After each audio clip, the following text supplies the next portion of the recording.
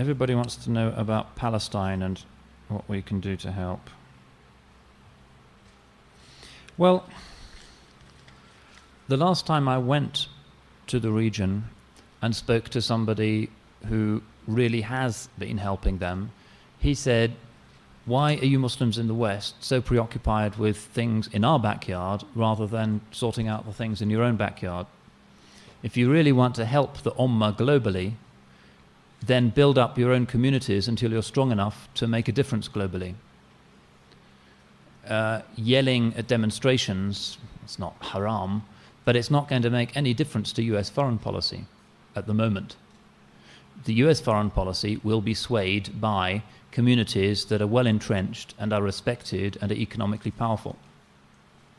US foreign policy will not be swayed even by a block vote from 20 million US Muslims if they don't represent a significant community.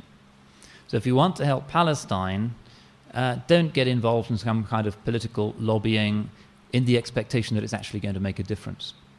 What Muslim campaign has ever contributed even to swaying by 1% any of the decisions that the Pentagon or the State Department has ever taken?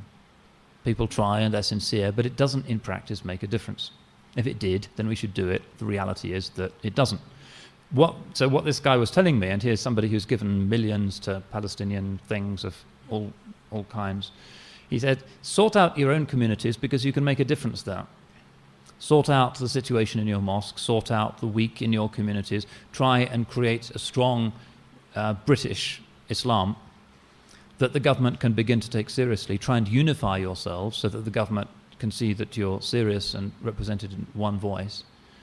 Sort yourselves out and then think about things that are in the wider world. Because Islam is not just about the expression of emotional solidarity. Islam is about dealing with وَابْدَأْ بِمَنْ تَعُولُ. Begin with your own family.